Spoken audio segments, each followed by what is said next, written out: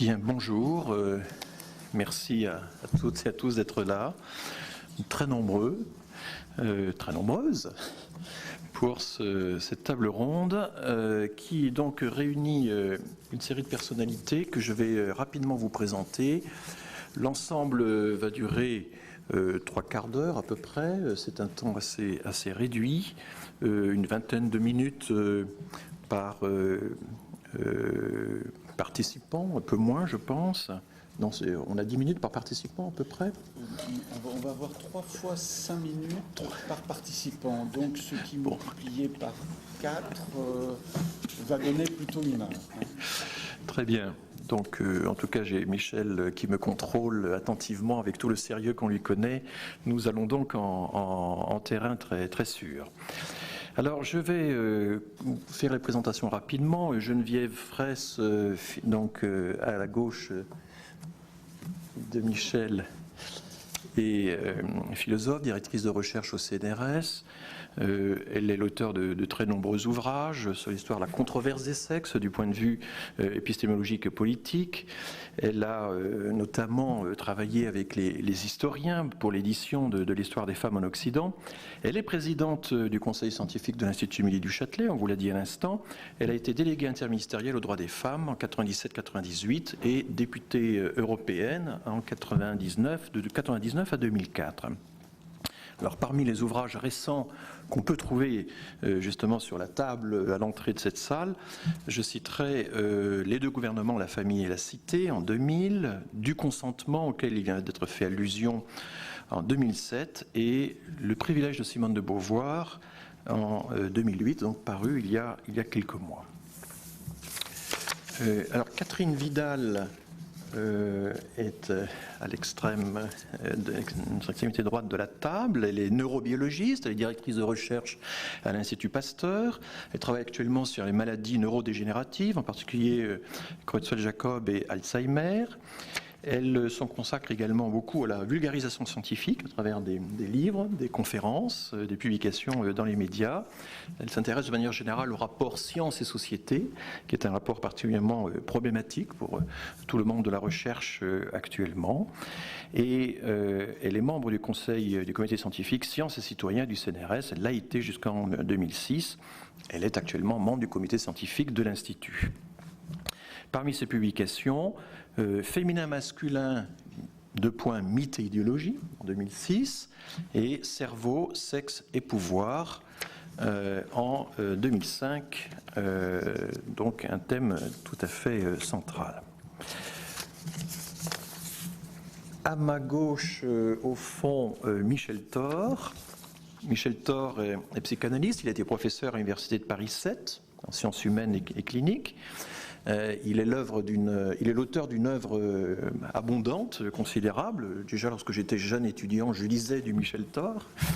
Il est l'auteur, entre autres, de la fin du dogme paternel. Et plusieurs d'entre vous ont eu affaire à lui parce qu'il organise avec Éric Fassin et Michel Féher le séminaire Actualité sexuelle qui est commun à l'ENS et à l'EHESS. Enfin, Anne-Marie Devreux est sociologue, directrice de recherche au CNRS. Elle dirige le CSU, le laboratoire culture et société urbaine, et un de ses principaux axes de travail est la théorie des rapports sociaux de sexe. Elle a notamment coordonné en 2004 un numéro spécial de la revue Les Cahiers du genre sur les résistances des hommes au changement. Première question, c'est lorsque vous avez abordé la discipline à laquelle vous appartenez, comment y envisageait-on la question des femmes, de la différence des sexes, des rapports entre les sexes? Était-ce d'ailleurs une question? Et donc, c'est Geneviève Fraisse qui commence à répondre à ça. Quand j'ai commencé à aborder la discipline qui est la mienne, à savoir la philosophie, que dire? Était-ce une question? La question de ce que j'appelais à l'époque, et que j'appellerai encore, pourquoi pas, la différence des sexes, si on l'entend comme en allemand, Geschlechtdifferenz. Bien, ce n'était pas une question. Ce n'était pas une question, et ça, je peux le décrire de plusieurs façons. C'est pas pour ça qu'il n'y avait pas quelques auteurs. Bien sûr, on peut penser au deuxième sexe de Simone de Beauvoir. On peut penser aussi qu'à l'époque où moi j'étais étudiante, étaient publiés des travaux qu'on peut inscrire dans le champ philosophique, comme les travaux de Lucie Rigaray ou La Jeûnée de Catherine Clément et d'Hélène Cixous par exemple, qui étaient des textes qui réfléchissaient sur l'histoire de la pensée occidentale, du point de vue de la psychanalyse ou en général de la pensée occidentale. Mais pour ce qui était de l'absence de cette question, je peux le raconter de plusieurs façons. La première, c'est une expérience que j'ai faite quand j'étais agrégative, hein, et où nous étudions, parce que c'était au programme et parce que c'était le plus grand philosophe de mes amis hommes et de moi-même aussi, et ça l'est encore aujourd'hui, à savoir Spinoza. Et il se trouve qu'au livre 3 de l'éthique 2, il y a un scoli qui dit « le délirant, la bavarde, l'enfant ». Et là, j'ai compris que je n'étais pas du bon côté. C'est quand on prépare l'agrégation, ça peut être un choc assez violent. Je me suis dit donc, je ne suis pas du bon côté, je ne suis pas du côté de la raison. Parce que ni l'enfant ni le délirant, je crois qu'il y a l'ivrogne juste avant, si je ne dis pas de bêtises. Enfin, à revoir, hein, éthique. Éthique de Spinoza. Mais pour moi, ça a été une scène fondatrice de mon histoire. C'est-à-dire, j'ai su que ce qui était en cause dans le rapport à la philosophie, c'était l'état de la raison des femmes. C'était le doute qu'il pouvait y avoir porté sur la raison des femmes. C'est la seule question. Je crois que c'est l'axe d'analyse le plus fort pour discuter de ces 3 derniers siècles de l'égalité des femmes. C'est le soupçon sur leur raison. On le retrouvera avec les questions biologiques. Mais voilà, ça pose d'entrée de jeu le possible statut d'une femme dans son rapport à la philosophie. Alors il y aura des nuances complexes. Hein. L'abbé Dupanloup, par exemple, au XIXe, il est pour la philosophie, mais par quel détour théologique la question peut se poser. Mais ça n'enlève pas le fait que l'enjeu de la raison est au cœur de la pensée de l'égalité. Et l'enjeu de la raison est évidemment ce qui rend possible ou non une femme philosophe. C'est quelque chose que j'ai vraiment reçu comme ça, comme un coup. Et alors, sans doute, j'ai eu beaucoup de chance parce que le contexte m'a permis de faire un détour heuristique très stimulant, qui était le travail avec les historiennes. Je dis le contexte parce que le contexte, c'est Michel Foucault. Le contexte, c'est l'histoire de la mémoire ouvrière, la mémoire féministe, etc., etc. Et tout ce contexte des lendemains de 68 a fait que la jeune philosophe a choisi de travailler avec les historiens parce que dans l'histoire, il y avait des traces de la pensée des femmes. Et j'avais du mal à entrer dans la philosophie. Alors ce qu'on peut trouver dans la philosophie, 20 ans plus tard, je me suis autorisée à faire un livre sur les femmes et la philosophie qui s'appelle La différence des sexes, petit puf, petite collection en petit puf. La différence des sexes, c'est pas quelle est la différence, c'était pas le problème, c'était qu'est-ce que cette catégorie peut avoir à faire dans le champ philosophique. Ouvrez vos manuels de terminale, vous ne trouverez pas cet objet philosophique dans le sommaire. Donc c'est ça la deuxième question. Après la femme philosophe, c'est la différence des sexes, le genre, appelez-le comme vous voulez. Est-ce un philosophème? Est-ce une question philosophique? La réponse est non. Alors c'est en train de changer, mais puisqu'on parle de parcours ou puisqu'on parle d'expérience, ça change et de cela on discutera peut-être au moment de la 3e question. Mais en tout cas, ce qui est sûr, c'est que vous pouvez faire l'expérience. Les femmes philosophes ne sont pas légion. Bien qu'au XXe siècle, on en a eu quand même, hein, 3 et de taille, hein, avec Hannah Arendt, Simone Weil et Simone de Beauvoir. Mais c'est nouveau, c'est fondamentalement nouveau. Et par ailleurs, comme objet, moi j'ai mis les 20 années de parcours, de détour avec la pensée de l'histoire pour oser réaborder frontalement cette question. Et qu'est-ce que j'ai trouvé ? Que si c'était un philosophème et si cette question était pensée, eh bien si je prenais l'exemple le plus simple, je prendrais la lettre d'Alembert de Rousseau. Il dit ce qu'il pense des femmes et de la différence des sexes dans les notes en bas de page. Il y a une production de la note en bas de page et de la digression pour parler de ce philosophème-là en philosophie. Voilà, je m'en arrête peut-être à ce point de difficulté de la discipline philosophie dans son rapport à ce que l'Institut Émilie du Châtelet tente de promouvoir. Et je crains qu'on n'en ait pas fini avec la difficulté de cette discipline. De mon côté, je me suis à peu près intéressé au même moment aux questions d'égalité, mais sur le versant plutôt politique, et aux questions donc d'égalité de ce côté-là, que je n'ai pas rencontré immédiatement dans la psychanalyse. Ces rapports ont une histoire et une géographie, en même temps que les mouvements féministes et ceux des minorités sexuelles se développent à l'époque, avec leurs effets sociaux, les mouvements de la psychanalyse qui sont pris dans des divisions géopolitiques. Je ne vais pas entrer dans cette histoire sur laquelle je travaille actuellement, mais en effet, il y a un énorme problème concernant la question de l'égalité. Concernant les questions de liberté par rapport à la sexualité, il est difficile de contester que la psychanalyse ait bouleversé, à la fin du XIXe siècle, la théorie de la sexualité. Pas d'harmonie préétablie entre les sexes, redéfinition du sexuel, et en même temps, se construisait à l'intérieur de la psychanalyse une théorie du développement sexuel, gentiment parallèle chez le garçon et la fille, et c'est ici évidemment que le bas a commencé à blesser.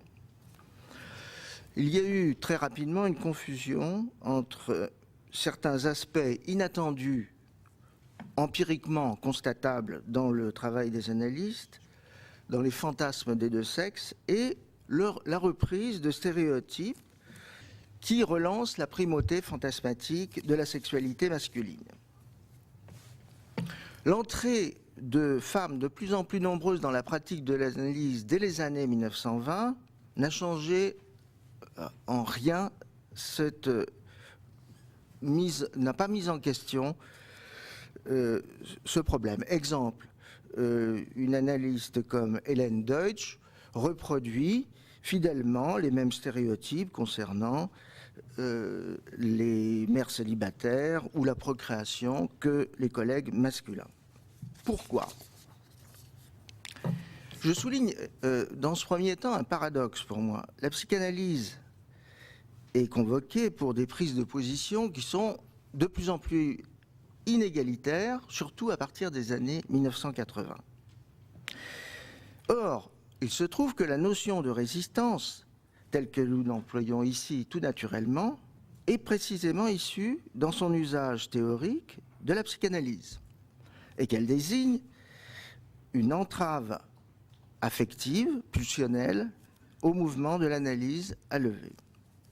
Donc je dirais qu'il y a deux sortes de résistance. Il y a ce que les analystes ont appelé résistance, ce à quoi les sujets humains, femmes ou hommes, résistent également, face à ce que la psychanalyse leur représente du sexuel, des mouvements de leur sexualité, résistance mettant en avant des défenses, souvent issues de morales religieuses, oblativité, mutualité, complémentarité des sexes, etc. La psychanalyse n'étant d'ailleurs de ce point de vue pas essentiellement une construction intellectuelle, mais une pratique qui intervient sur ces enjeux inconscients. Deuxième forme de résistance, ce à quoi les psychanalystes résistent eux-mêmes, en méconnaissant la nature historique de certains dispositifs des rapports de sexe et de genre, tenus par eux pour structuraux, et qui apparaissent dans ces années 60 pour ce qu'ils sont. Dispositifs construits, contingents, modifiables, selon les exigences politiques démocratiques. Le sophisme des résistances chroniques à l'égalité chez les psychanalystes a ses racines dans un refus d'identifier la scène sociale, historique, à laquelle ils participent. C'est elle que je ferai ressortir. On peut se demander en effet pourquoi ces résistances, en vertu d'ailleurs d'un argument qui est assez fréquent à l'égard des psychanalystes, sur le type du cordonnier le plus mal chaussé. Comment se fait-il que les analystes ne puissent pas analyser leur propre résistance à ces discours inégalitaires ? Alors, il y a en premier ordre, incontestablement, une soumission à l'idéologie dominante qui n'est pas originale. Les psychanalystes, en tant qu'individus, sont soumis aux idéologies dominantes comme les autres. Deuxièmement, il y a une donnée qui est la clôture du travail analytique, c'est-à-dire le fait que pour travailler sur les processus inconscients des sujets, il faut mettre entre parenthèses la réalité historique, extérieure, au moins le temps de travailler sur ces processus. Et je pense que ce dispositif coûte cher, effectivement, dans la mesure où cette réalité ne revient jamais. Troisièmement, il y a une donnée que je dirais, il y a un fantasme de maîtrise à partir de la connaissance de ces processus inconscients, fantasme qui s'est développé particulièrement à partir des années 60. Justement, c'est-à-dire à partir d'un certain, qui a pris les formes qu'on lui connaît depuis 1960 et surtout depuis 1980, à partir d'un certain boom de l'intérêt justement théorique pour la psychanalyse.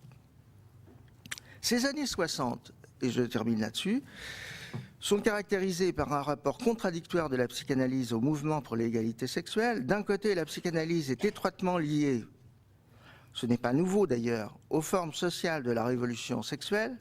Elle y participe très clairement, ce qui a matérialisé la diffusion de quelqu'un comme Reich, Marcuse, Deleuze et Guattari. De manière emblématique, un courant féministe du MLF se baptise Psychepo, psychanalyse et politique. L'intrication de la psychanalyse et de la politique est donc claire dans les mouvements politiques pendant 50 ans, entre 1920 et 1970. La fin de l'espoir révolutionnaire, à partir des années 80 et surtout de 89, liquide la question. Ce mouvement, c'est-à-dire la polarité entre libéralisme et gauchisme. Ce mouvement qui conjugue donc explicitement psychanalyse et politique, s'oppose frontalement à des versions psychanalytiques conservatrices de la politique, utilisant au contraire la psychanalyse dès les années 60 pour cimenter les inégalités sociales. Exemple flagrant, l'ouvrage L'univers contestationnaire, réédité avec le regain néolibéral, ouvrage qui prétend interpréter le mouvement de 1968 et qui présente l'intérêt de montrer en suspension dans tous les secteurs des conceptions psychanalytiques issues de préjugés historiques sur les sexes et leurs rapports. Le résultat d'ailleurs a été positif puisqu'il a déclenché une critique interne radicale de la psychanalyse, insolente, qui a dénudé les a priori patriarcaux, la critique féministe de la psychanalyse, incarnée à l'intérieur de la psychanalyse, on le rappelait tout à l'heure, à l'époque notamment par Lucie Rigaray, qui porte à la fois sur l'idéologie masculine de la féminité et sur celle de Lacan. Et je finis justement d'un mot sur Lacan et sur l'ambiguïté de son ouvrage. L'école de Lacan réunit ces deux courants contradictoires, le plus réactionnaire, il est parfaitement incarné, je vais y revenir, dans le totem du nom du père, auquel il donne un tour supplémentaire, mais il les pose aussi en surface assez habilement, y compris dans la dépendance des psychanalystes, il épouse aussi le mouvement des femmes, ce que Psychepo illustre parfaitement. Il suffit de lire là-dessus les déclarations d'Antoinette Fouque, qui montrent comment Lacan a prétendu la déféminiser, ou lui ôter son idéologie féministe. Heureusement, l'opération n'a pas marché dans tous les cas, mais c'est bien l'habileté de cette époque. Je note pour finir que l'enseignement de Lacan s'est effondré en 1980 sur un débat concernant l'enseignement d'une femme, Michel Montrellet. Moi, je vais parler de ma discipline qui est celle de la neurobiologie, à savoir plus précisément la recherche fondamentale sur le cerveau. Cette recherche s'exerce principalement dans des laboratoires et pas dans un environnement clinique. Il y a plusieurs aspects dans la question des résistances intellectuelles et des rapports entre les sexes dans le champ des neurosciences. Une première question se situe autour de la place des recherches en neurosciences sur les différences entre les sexes et entre, plus précisément, les cerveaux des hommes et des femmes. Quelle est la place de cette recherche dans un contexte plus général du développement des connaissances à l'heure actuelle sur le fonctionnement du cerveau? Donc cet aspect-là, on en parlera peut-être plus précisément tout à l'heure. J'aurai des exemples précis à vous comme illustration. Mais il y a une autre question qui est en fait directement liée à celle de la légitimité ou de la non-légitimité à faire des recherches systématiques sur les différences cérébrales entre hommes et femmes. L'autre point concerne aussi la pratique de la recherche en neurosciences. Quels sont les acteurs de cette recherche? Quelle est la place des femmes et quels sont les rapports entre les sexes dans cette recherche? Et en fait, a priori, on peut imaginer que, puisqu'on est dans un domaine scientifique, qu'on est tous dans nos laboratoires, en blouse blanche, on est tous passionnés par une quête des connaissances, que ces questions-là de rapports sociaux, de sexe, ne seraient pas du tout en cause dans nos pratiques de laboratoire. En fait, il n'en est rien, comme vous le savez. Disons que les choses peuvent se percevoir différemment selon l'environnement. Personnellement, dans mon expérience en France, dans les laboratoires, en neurobiologie, il y a, en tout cas au début dans les carrières, autant d'hommes que de femmes, et a priori, on ne sent pas de discrimination. Bien sûr, plus tard, lorsqu'il s'agit de compétition pour obtenir des postes de responsabilité, là, les choses changent évidemment. Mais disons que, a priori, les choses se passent relativement bien, c'est-à-dire on ignore cette notion de rapport entre les sexes dans la pratique de la recherche. Mais moi, personnellement, j'ai eu une expérience très intéressante quand je suis partie en Allemagne à l'Institut Max Planck pour faire mon stage postdoctoral. Et je suis arrivée dans un laboratoire de neurosciences où il n'y avait exclusivement que des hommes d'origine allemande, d'origine américaine, d'origine anglo-saxonne en général. Et j'étais la seule femme. Et ça a bougé un peu les choses. C'est-à-dire que, dans un premier temps, j'ai eu le droit à un certain nombre de réflexions, à la parisienne, le French Cancan, le Moulin Rouge, la baguette, le camembert. Enfin, c'était très surprenant. C'était la première fois que ça m'arrivait. Hein, j'étais en postdoc. Et ensuite, les hommes continuaient entre eux à faire leurs activités scientifiques. Ils oubliaient de m'appeler pour les réunions de laboratoire, par exemple. Et donc, il a fallu batailler pour avoir une place dans ce laboratoire où il n'y avait que des hommes. Et en Allemagne, hélas, le milieu de la recherche, je ne pense pas forcément en neurosciences ou en biologie, enfin, et reste encore un milieu extrêmement masculin. Et je dois dire que c'était pour moi une aventure initiatique de vivre pour la première fois de ma vie dans mon travail de chercheuse ce sexisme. Et je crois que c'est un point intéressant à discuter. Si on veut construire l'Europe tous ensemble et pour tenter que les milieux de la recherche s'emparent aussi de ces questions-là dans la pratique. Alors, la sociologie du genre, telle qu'on la travaille, telle qu'on la développe actuellement, en abordant donc la question des sexes sous l'angle relationnel, c'est-à-dire sous l'angle d'un rapport social entre le groupe des hommes et le groupe des femmes. Cette sociologie, elle est née au début, dans le courant des années 70. Alors, à ce moment-là, on a un peu pensé, je crois qu'on a même beaucoup pensé qu'on introduisait d'une certaine façon la question des sexes dans la sociologie et qu'on inventait un peu complètement la question. Or, en fait, la sociologie a plus ou moins toujours pris en compte la question des femmes, ou de la différence des sexes. On en trouve des références, on trouve donc des références au cas particulier des femmes, voire aux inégalités de situation entre les sexes dans nombre d'œuvres majeures de l'histoire de la discipline.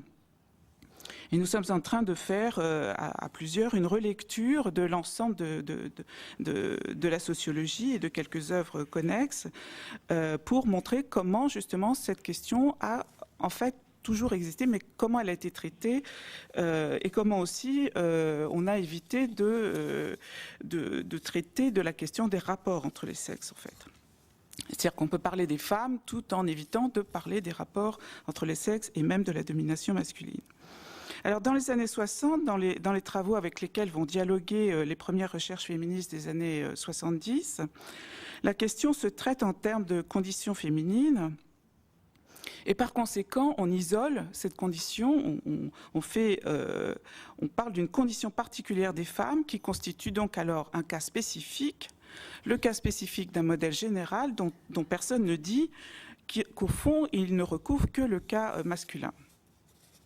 Donc le masculin est un référent général, tandis que le féminin est ce qui pose problème, ce qui constitue un problème social. C'est-à-dire que là, le problème social, c'est les femmes, il faut résoudre leurs problèmes, mais personne ne dit qui leur pose problème, au fond. Alors, on parle du handicap féminin à ce moment-là, c'est-à-dire, par exemple, de la difficulté des femmes à entrer ou à se maintenir sur le marché du travail, du fait de leur supposé handicap naturel lié à leur rôle biologique dans la procréation. Alors, dans ces années-là, en France, il faut noter la place très importante que tient dans l'académie la démographie, dont un des soucis majeurs est, à l'époque, la baisse de la fécondité. Alors pour les démographes de la famille, comme d'ailleurs pour les pouvoirs publics, et ça a duré toutes les décennies ultérieures, la réponse à cette question de la fécondité est tout simplement le retour au foyer des femmes qui travaillent, l'activité professionnelle des femmes étant regardée comme l'obstacle qui empêche les femmes d'avoir des enfants en nombre suffisant pour assurer la reproduction de la société. Je dois dire que la fécondité actuelle des Françaises, qui n'est peut-être pas mirifique, mais qui est quand même relativement beaucoup plus forte que celle de leurs homologues européennes, chez nos voisins européens, alors même que les femmes sont professionnellement plus actives que chez nos voisins, ce modèle de fécondité à la française a pris radicalement le contre-pied de cette analyse des démographes des années 60-70. Alors, à cette époque, l'influence des démographes a croisé celle de la théorie des rôles, qui était inspirée de la psychosociologie américaine, laquelle, en fait, donnait un peu, légitimait une sociologie qui était une discipline assez jeune, et qui donc trouvait dans ces référents américains de quoi donner des fondements à ce que cette jeune sociologie avançait. Pour la théorie des rôles, la théorie des rôles introduit quelque chose qui est fondamental et qui va beaucoup nous aider par la suite, c'est la bicatégorisation de sexe. C'est-à-dire qu'on passe d'un modèle à un seul sexe et un référent à un modèle à deux sexes. Pour la théorie des rôles, en effet, il n'y a pas de rôle féminin sans rôle masculin, il n'y a pas de rôle de père sans rôle de mère sans rôle de père, et réciproquement. Et les rôles se définissent l'un par rapport à l'autre. Donc on est bien dans une bicatégorisation. Les sociologues qui s'intéressent à la place des femmes dans la société vont alors s'emparer de cette notion de rôle et de la notion connexe de conflit de rôle pour analyser les effets réciproques de l'activité professionnelle et de la fonction maternelle. Mais bien qu'ayant rompu avec le modèle précédent, qui donc faisait des femmes le seul sexe à prendre en considération, avec les rôles de sexe, on est encore dans une conception essentialiste. La division des rôles féminins et masculins est socialement déterminée par des contraintes biologiques irréductibles qui définissent ce que ces hommes et ces femmes vont se voir attribuer comme fonction sociale. Donc on est dans une bicatégorisation, c'est un progrès, mais on est encore dans une construction, dans des fondements essentialistes de cette pensée des sexes. Et ce modèle va faire les beaux jours de la conception du père-mari seul breadwinner, c'est-à-dire ce monsieur gagne-pain qui est trop pris par son travail à l'extérieur pour s'occuper du travail domestique ou de ses enfants. Donc d'un côté monsieur gagne-pain et de l'autre côté son épouse, mère-épouse, entièrement dévolue au travail domestique ou aux soins enfants. Toutes ces notions sur lesquelles, avec lesquelles la sociologie contemporaine du genre a rompu, ces notions n'ont quand même pas disparu, au moins dans le langage. Et j'ai l'habitude de signaler, quand je parle de cette condition féminine, qu'on a vu réapparaître cette notion de condition dans la version condition masculine, donc qui réisole et qui réessentialise les hommes pour leur part. Alors le mouvement féministe des années 70 et la pensée critique qui l'anime ont eu une importance capitale pour la sociologie, non seulement pour penser le genre, mais pour revoir nombre de concepts de la discipline elle-même en général, notamment le concept de travail avec la prise en compte du travail domestique, le concept de production, les concepts de qualification, etc. La sociologie féministe va opérer une rupture radicale en montrant les fondements essentialistes de représentation savante des sexes et de la division du travail.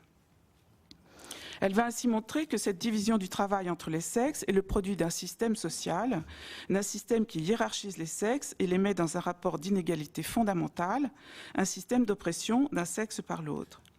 Et c'est à partir de cette rupture qu'est peu à peu construite la théorie des rapports sociaux de sexe, qui énonce que les hommes et les femmes forment deux classes de sexe opposées par leurs intérêts, qui sont radicalement antagoniques.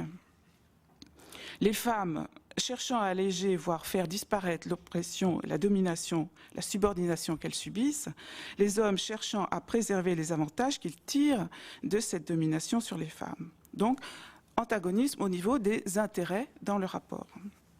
À la suite de ces premières analyses féministes et à la suite notamment du concept de mode de production patriarcal développé par Christine Delphi, ou du concept de sexage qui nomme un système d'appropriation des femmes par les hommes, appropriation du corps, du temps, de la disponibilité temporelle, des déplacements et même de la pensée, concept de sexage que nous devons à Colette Guillaumin. Donc, à la suite de ces modèles, la sociologie française a donc produit cette nouvelle théorie des rapports sociaux de sexe ou rapports de genre. Le genre est aujourd'hui une notion qui connaît un réel succès au-delà de nos disciplines, notamment dans la sphère politique, notamment au niveau des politiques européennes. Mais dans ce processus de diffusion, et nous y reviendrons sans doute, la notion perd souvent de sa rigueur initiale. Et c'est là qu'à mon avis, on rejoint la question des résistances intellectuelles à l'égalité. Mais j'y reviendrai dans les questions suivantes. On passe à la seconde question où je vous demande de décrire un travail ou un combat que vous avez mené pour faire bouger ces représentations des différences ou des rapports entre les sexes. Donner un exemple d'un combat ou d'un travail, c'est peut-être la même chose. Oui, résistance à l'égalité des sexes ou résistance à la pensée de l'égalité des sexes. Je vais enchaîner avec ce que vient de dire Anne-Marie Devreux en prenant un exemple justement d'un des pères de la sociologie. Mais ça ne sera pas l'exemple que je vais prendre, mais quand même c'est trop beau. Louis de Bonald, celui qui va obtenir l'abolition du divorce en 1816. Il publie un livre qui s'appelle Du divorce, qu'en général les spécialistes de Bonald ne lisent pas. Et pourtant, quand on ouvre ce livre, il dit « c'est mon livre le plus important ». Donc comment arrive-t-on à une déqualification, à une disqualification de la question femme, homme, femme, différence des sexes, genre, chez un auteur, pour qu'on puisse ne pas même pas tenir compte du livre que lui-même trouve essentiel à sa démonstration. Voilà, ça c'était pour continuer sur ce que vient de dire Anne-Marie Devreux. Alors l'exemple que je prendrais, c'est l'exemple d'un travail que j'ai fait à la fin des années 80, qui a donné lieu à Muse de la Raison, c'est-à-dire sur la question de la démocratie exclusive. Je publie Muse de la Raison en janvier 89, au tout début du bicentenaire de la Révolution française. Ce livre se pose la question non pas exactement de l'exclusion des femmes, mais surtout de la démocratie exclusive, c'est-à-dire comment cette pensée de l'égalité, s'il en est, celle de la Révolution française, est en grande difficulté avec la question de la différence des sexes et avec la question de l'égalité entre les hommes et les femmes. C'est très simple. Moi, j'essaye de comprendre par quel mécanisme il se produit une des scènes primitives de la contradiction entre la gauche et le féminisme, à savoir le fait qu'on a beau vouloir l'égalité pour tous, on a du mal avec l'égalité homme-femme, ce qui est une contradiction qu'on vit encore aujourd'hui, mais qu'on vit depuis plus de 2 siècles. Et donc j'ai un problème théorique, et on me répond, quand je publie ce livre, alors où on a envie d'avoir des grandes sagas sur les héroïnes de la Révolution française, enfin une vision plutôt positive des femmes dans la Révolution française. Moi, je suis un peu rabat-joie avec mon travail, et on me répond en ce début de bicentenaire, mais non, on savait très bien pourquoi on a exclu les femmes. Elles avaient pris trop d'influence sous l'Ancien Régime, elles ont été historiques pendant la Révolution française, et pour finir, on sait bien, c'est la faute à Napoléon. Ce sont ce que j'appelle des causes externes. Et moi, la seule chose qui m'intéressait, c'était les causes internes de la mise en place de la démocratie, puis de la pensée de la République. À savoir, effectivement, qu'est-ce que l'égalité de quelques-unes quand ça devient l'égalité pour toutes, qu'est-ce que l'égalité et l'universel, et qu'est-ce que le partage entre la famille et la cité, qui relève plus donc de la question républicaine. Et ce que je proposais, c'était une analyse des contradictions internes de la mise en place de cette émancipation et de ce projet d'émancipation après l'Ancien Régime. Et ce à quoi on tenait, la résistance, était de faire de l'humeur historienne. Voilà, ça c'est un exemple que je peux donner. Le deuxième exemple, si j'en prenais un deuxième, ça serait celui du consentement, donc travail plus récent, et où là la question pour moi n'était pas de dire est-ce qu'il y a un bon ou un mauvais consentement, est-ce qu'il y a un vrai ou un faux consentement, ce qui anime l'opinion publique et les débats, qui est le faux débat. Car qui s'intéresse au vrai ou au faux consentement? La question n'est pas là. La question est de savoir si le consentement est un argument politique.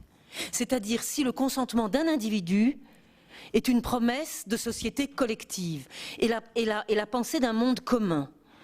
Donc là, ça veut dire que la question du consentement, qui pourtant est à la bifurcation d'une stratégie d'émancipation depuis plusieurs siècles, sur ce qu'a été la transformation du consentement à l'intérieur du mariage, puis qui est non pas le père ou la mère ou les parents consentent pour autrui, mais l'appropriation du consentement par la personne qui va consentir et qui va se faire pour le plus grand bien du rapport homme-femme, toute cette logique de transformation qu'il y a entre la fin de l'Ancien Régime et le début du Nouveau Régime, avec le triomphe du consentement mutuel. Là encore, il faudrait passer non seulement par le mariage, mais par le divorce.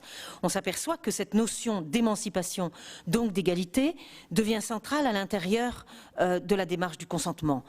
Mais deux questions se posent. Premièrement, si on en fait un argument politique, de quelle société égalitaire, de quelle égalité nous allons parler? Et là, nous sommes obligés de reposer la question de la différence des sexes, c'est-à-dire des deux sexes, et de l'éventuelle dissymétrie à l'intérieur du consentement. Et pour la blague, et pour vous faire rire, parce que je sais que ça fait toujours rire, un jour j'ai découvert dans le dictionnaire, non pas au substantif mais à l'adjectif, c'est-à-dire à consentant, ce qui est encore dans le dernier Robert en 5 volumes, eh bien, ne se dit guère que des femmes. Donc, mutation ou non-mutation, telle est la question que, en tout cas, je proposais de poser, ou je propose de poser à travers ce travail, plutôt que de refermer la boîte sur une notion universelle dont on risque de découvrir qu'elle recouvre justement des choses très très complexes, si ce n'est contradictoire, en tout cas extrêmement complexe. En termes et en termes de liberté. La question étant bien sûr toujours de distinguer le concept d'égalité avec celui de liberté. Ça a été dit déjà par Michel tout à l'heure, mais à mon avis, c'est une de nos leçons conceptuelles, en tout cas avec lesquelles il faut travailler. Dans les années 80, un peu par hasard, travaillant sur la filiation, j'ai rencontré un objet susceptible de permettre d'éclairer le rapport entre les conceptions psychanalytiques et les politiques de la filiation. On m'a proposé en effet de faire un rapport au ministère de la Justice sur la justification de la seule transmission du nom du père. On saisit très clairement, dans un exemple comme celui-ci, comment se pose la question qui nous réunit. Les revendications des féministes exigeaient l'égalité en matière de transmission du nom, et l'ont partiellement obtenu. Si les psychanalystes se sont invités en 1980 et sont invités à répondre sur le bien fondé du système existant, c'est que s'était développée depuis les années 60, dont je parlais tout à l'heure, une vulgate psychanalytique sur le rôle séparateur du père et les vertus d'une fonction du père, alias nom du père, avec majuscule, qui asymétrise bien entendu totalement les places de père et de mère.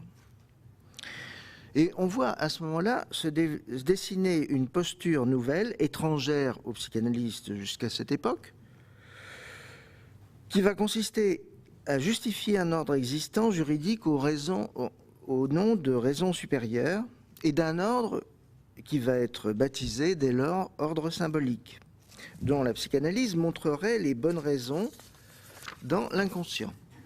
L'inconscient justifierait en profondeur l'inégalité. Évidemment, bien avant les années 60, certaines conceptions développées par la psychanalyse sur le féminin, le primat du phallus, etc., avaient été mises en cause quelquefois par les psychanalystes eux-mêmes. Mais désormais, elles étaient considérées comme l'incorporation dans l'inconscient de dispositifs historiques contingents. Pour moi, il était depuis longtemps troublant de constater que certains aspects des constructions psychanalytiques portaient la marque de l'histoire. Exemple, chez Lacan, le structural nom du père dérive en l'occurrence du tube numéro 1 du christianisme, la très célèbre prière chrétienne au nom du père.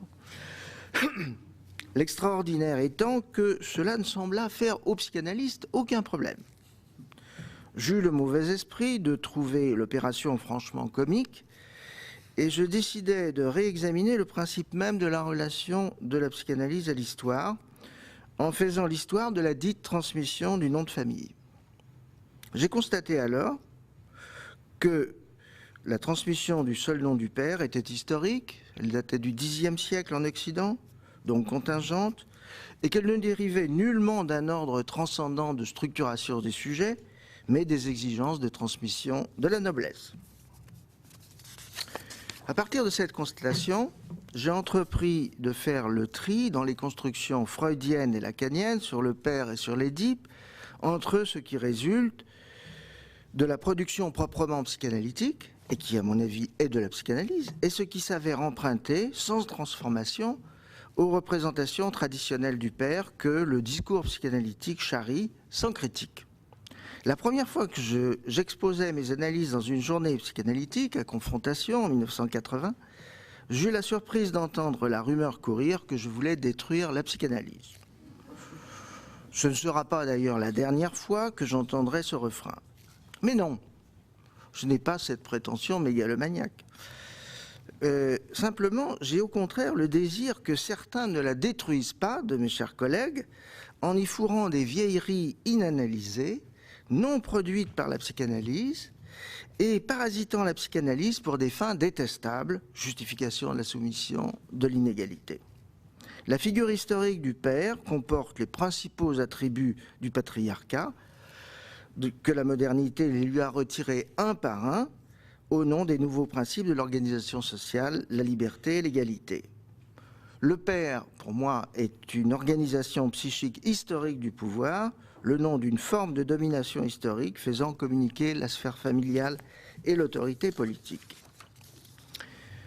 Il y a le plus étroit rapport entre les questions d'égalité et les places respectives du père et de la mère, comme le montre le combat acharné déployé jusqu'à ce jour par nombre de psychanalystes pour asymétriser ces places et conférer au père une position transcendante, prétendument fondée sur la psychanalyse. Alors je vous donne, avant de m'arrêter, un spécimen dans un papier que j'ai trouvé sur Internet, la psychanalyse francophone, l'innocent amour de sa cause. Voici, j'ai mieux pour plus tard, mais celui-là, c'est déjà pas mal. Ça s'adresse à un jeune type qui a protesté justement au nom de l'égalité. Alors, doctement, notre psychanalyste, un certain Pandax, déclare: vous serez donc sûrement déçu de savoir que je suis moi-même très attaché, disons pour faire vite, au rôle du père dans le développement de l'enfant, ainsi qu'à l'égalité entre les sexes, à l'égalité entre les rôles des parents. Toute mon expérience, tant personnelle que professionnelle, me porte cependant aux plus extrêmes réserves quant à une égalité qui ne se traduirait que par une égalité quantitative. Je reste donc très circonspect quant à la généralisation du principe de la garde alternée. Et descend d'un étage. Et on s'attend à tout sauf à ça. Mais ça sert à ça. C'est fait pour ça. Alors, il explique notamment, et je m'arrête là-dessus, il explique notamment que c'est un argument que je n'avais pas encore trouvé, c'est ça l'intérêt d'Internet, parce que les fantasmes sont assez répandus. Voilà. Ces pères qui se trouvent rejetés, c'est pour expliquer là qu'il ne faut pas confier les enfants aux pères et aux mères de façon égalitaire. Pourquoi? Alors là, je n'avais pas encore pensé à cet argument. Ces pères qui se trouvent rejetés, doivent-ils se laisser piéger par leurs ressentiments? Lorsqu'il y a séparation des parents et conflit, n'y aurait-il pas plutôt lieu du côté des pères, comme je le pense, de ne pas épouser et revendiquer une position symétrique ou rivale de la mère? Ne vaut-il pas mieux pour ces pères que de s'engager dans ces duels infinis, en miroir avec des mères qui ont le plus grand mal à se vivre divisées, coupées de leur enfant? Ça y est, on a transformé la mère en une chose naturelle qui ne peut pas se séparer de son enfant, bien entendu. Donc le père, pour rester dans la position symbolique extérieure, il ne va pas se bagarrer avec elle. Face à ces mères trop exclusives, possessives, eh bien, il faut qu'ils témoignent, lui, de leur propre liberté, de leur propre capacité à se supporter eux-mêmes divisés, à différence des femmes qui ne le supportent pas. C'est QFD. Neuroscientifique, j'ai donc accès au quotidien à toutes les articles, les publications qui touchent au fonctionnement du cerveau et dont certaines touchent aussi aux thématiques des différences cérébrales entre hommes et femmes. Et ce qui est d'une façon générale extrêmement frappant, c'est que malgré tous les progrès des connaissances en neurosciences, les vieilles théories et les idées reçues sur ces différences entre hommes et femmes sont toujours très vivaces. Alors c'est un sujet très important à comprendre. Hein. Pourquoi est-ce qu'on en est toujours là? Pourquoi les vieilles théories qui datent souvent d'il y a plus de 40 ans sont toujours invoquées à l'heure actuelle? Et un premier exemple qui m'a poussé à m'intéresser à ces questions, c'est quand en 1991 est paru un article dans la célèbre revue scientifique Science qui montrait des différences entre le cerveau des hommes, des femmes, mais aussi entre le cerveau des hommes homosexuels et hétérosexuels. Et l'étude avait été faite sur des cerveaux conservés dans le formol. Il y avait une dizaine de sujets par groupe et les différences étaient de l'ordre de 50 microns. Un micron, 100 microns, c'est un dixième de millimètre. 50 microns, c'est donc un demi-dixième de millimètre. Or, on sait bien qu'il n'existe aucun rapport entre la taille du cerveau et les aptitudes intellectuelles, enfin que les relations structure-fonction à 50 microns près ne sont pas très pertinentes. Et malgré tout ça, l'article est paru dans Science et on en a beaucoup parlé puisque l'auteur en concluait que son article montrait qu'il existe une base biologique à l'homosexualité. Alors, tout ça m'a conduit à regarder d'un petit peu plus près toute cette littérature sur les différences cérébrales entre hommes et femmes et je n'ai hélas pu que constater qu'il y avait beaucoup de biais méthodologiques et aussi des biais dans l'interprétation de la part des scientifiques eux-mêmes. Je crois qu'il ne faut pas forcément charger les médias sur ces questions-là. Il y a aussi une démarche de certains milieux scientifiques dont on souhaiterait un peu plus d'honnêteté intellectuelle sur ces questions. Alors, à partir de tout ce travail qui a été le mien de recherche bibliographique et de réflexion sur ces questions-là, donc j'ai publié des articles, des livres, j'ai fait des conférences. Et je vais vous livrer quelques arguments qui, je dois dire, sont assez percutants quand on s'adresse dans une conférence grand public à des personnes qui, a priori, sont bien persuadées qu'on a tous, garçons et filles, d'emblée, dès la naissance, des cerveaux différents, puisque les hommes et les femmes, c'est différent, et qu'on est avec des cerveaux différents. Alors, il faut donc pouvoir pousser le grand public à faire un effort intellectuel pour réfléchir à ces convictions intimes qu'on trouve évidemment partout. Alors, premier exemple, on entend souvent dire que les femmes sont multitâches, qu'elles sont capables de faire plusieurs choses à la fois et pas les hommes. Bon, on voit ça partout dans les médias. Alors, d'où ça vient? Bon, ça vient en fait d'une expérience qui a été publiée en 1982 et qui montrait que le corps calleux, qui est un faisceau de fibres qui relie les deux hémisphères cérébraux, était plus épais chez les femmes que chez les hommes. Bon, on était en 1982, l'étude avait été faite sur des cerveaux conservés dans le formol, sur 20 sujets. Et il suffit tout simplement d'expliquer que depuis 1982, il y a eu des tas d'études faites avec des moyens bien plus sophistiqués et bien plus précis, comme les études en imagerie cérébrale, comme l'IRM, et que statistiquement parlant, à l'heure actuelle, vu tout le recul qu'on a sur les études anatomiques sur des cerveaux d'hommes et de femmes, il y a des publications qui montrent que statistiquement parlant, on ne trouve pas de différence entre les hommes et les femmes sur l'épaisseur du corps calleux. Autre exemple, je les cite parce qu'on en entend toujours parler, les femmes sont meilleures pour le langage car elles utilisent leurs deux hémisphères pour parler alors que les hommes n'utiliseraient qu'un seul hémisphère. Bon, pareil, donc tout ça, ça vient d'une étude qui date de 1995, une étude en IRM, mais c'était en 1995 et l'IRM était à ses débuts à cette époque. Chez nous, ça va vite. Et 1995, c'est vraiment la préhistoire de l'IRM. Et donc l'étude avait été faite, là encore, sur un très petit nombre de sujets, toujours 20 sujets en général. Et bon, maintenant, on a du recul. Récemment, en 2004, une méta-analyse qui reprend des travaux faits justement jusqu'en 2004, une cinquantaine de travaux faits sur les différences des aires de langage entre les hommes et les femmes, portant cette fois-ci sur 700 sujets, montre qu'il n'y a statistiquement parlant pas de différence entre hommes et femmes dans la répartition des aires du langage.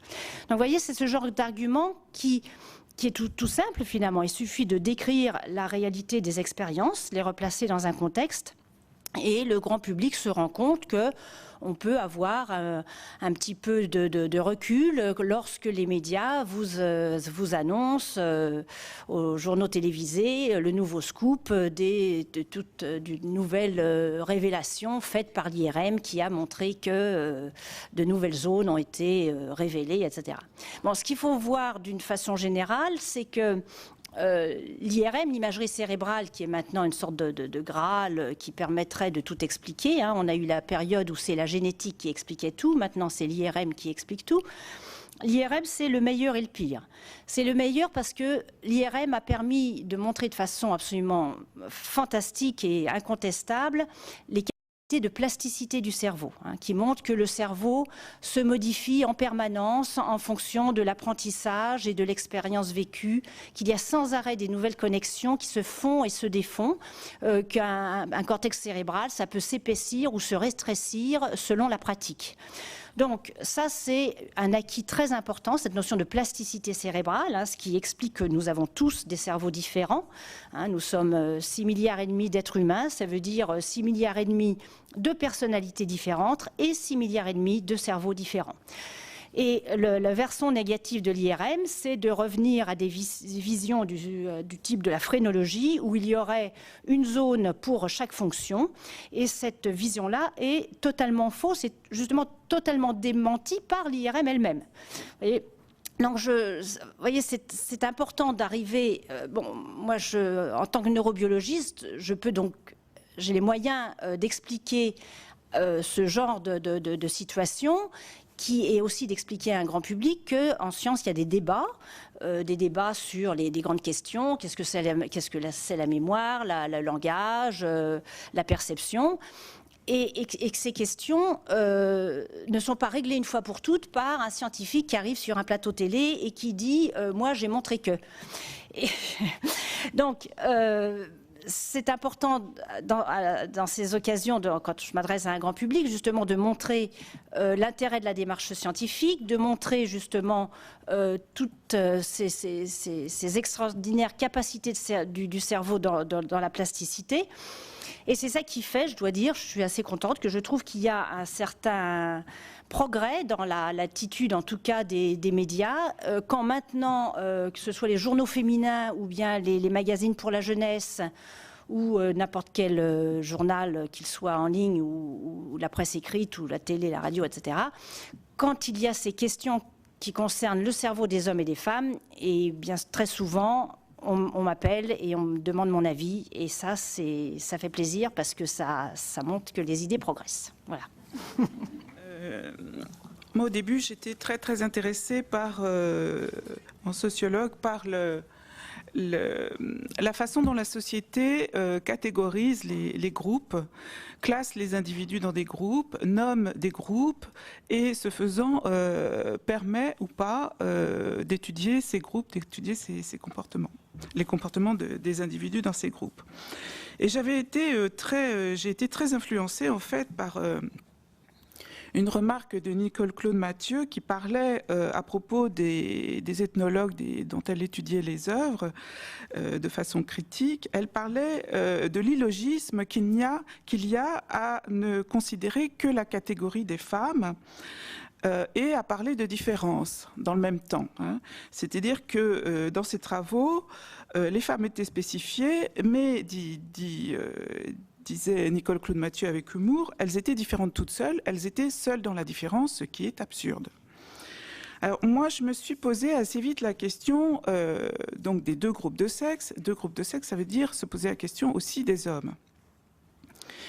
Et j'ai un peu retourné, au fond, ce raisonnement de la spécificité, et j'ai voulu étudier les spécificités des hommes dans le fait qu'ils sont les dominants dans les rapports sociaux de sexe. J'ai pris le groupe des hommes à partir de ce point de vue.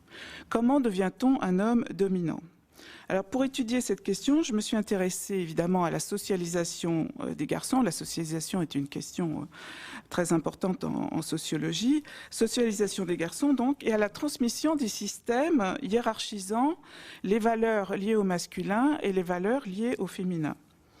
Et j'ai fait ce travail à travers une enquête sur les appelés au service militaire au moment où le service militaire existait encore. Et donc j'ai montré comment une institution non mixte,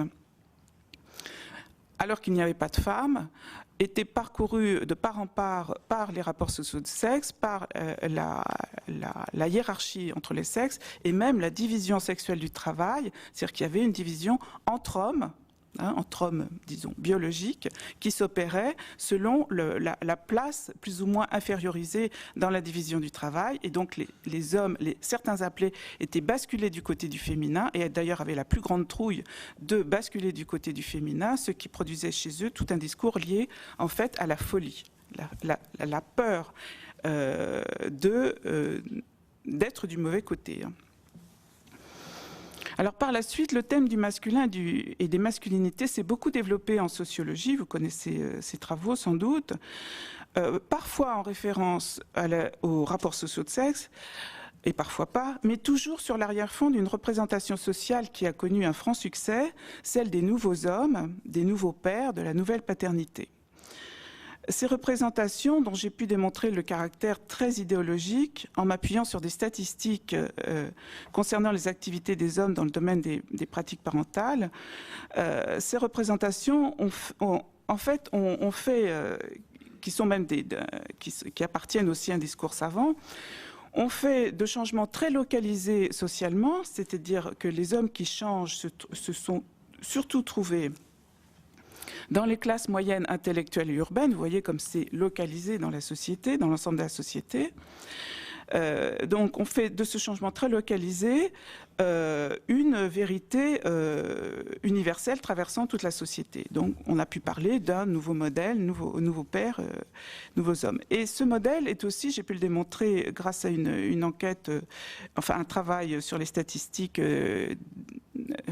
des emplois du temps, c'est-à-dire sur les activités des hommes et des femmes. J'ai pu montrer aussi que s'il existe des nouveaux pères, ce modèle est très instable, et c'est pas parce qu'on est nouveau père pendant quelques pendant une brève période, plus ou moins longue, qu'on le reste. C'est-à-dire que j'ai pu aussi montrer à travers les statistiques emploi du temps sur le travail domestique et travail professionnel que on peut être nouveau père au moment de la première naissance, mais s'il survient un deuxième enfant, voire un troisième enfant, et quand les enfants grandissent, les pères rejoignent la sphère professionnelle et se recentrent à nouveau sur leur carrière professionnelle et se désengagent du travail de soins aux enfants. Donc peut-être qu'il y a des nouveaux pères, en tous les cas, ils ne le restent pas. Alors, dans la société en général, comme dans la sphère scientifique en particulier, il est assez difficile de faire accepter l'idée que les hommes et les femmes sont dans des rapports sociaux qui sont des rapports de lutte, d'autant plus que les hommes et les femmes peuvent aussi se trouver dans d'autres rapports sociaux, dans des relations de solidarité. Par exemple, dans les rapports de classe, il peut y avoir de la solidarité entre les sexes. Et il est aussi difficile de faire accepter l'idée que les hommes sont des acteurs effectifs, agissant plus ou moins consciemment, plus ou moins explicitement, pour préserver ce que le sociologue Robert Connell a appelé les dividendes du patriarcat, c'est-à-dire les bénéfices matériels et symboliques que les hommes tirent de la domination qu'ils exercent sur les femmes. Cette conception a aussi été brouillée ou voilée par des travaux scientifiques sur les hommes, effectués par des hommes, mais pas seulement par des hommes, des travaux qui tentent à rendre symétriques des rapports qui ne le sont pas. Premièrement, la domination masculine ferait des hommes eux-mêmes des victimes du système de la domination masculine. Ils seraient en quelque sorte agis par elle et non acteurs.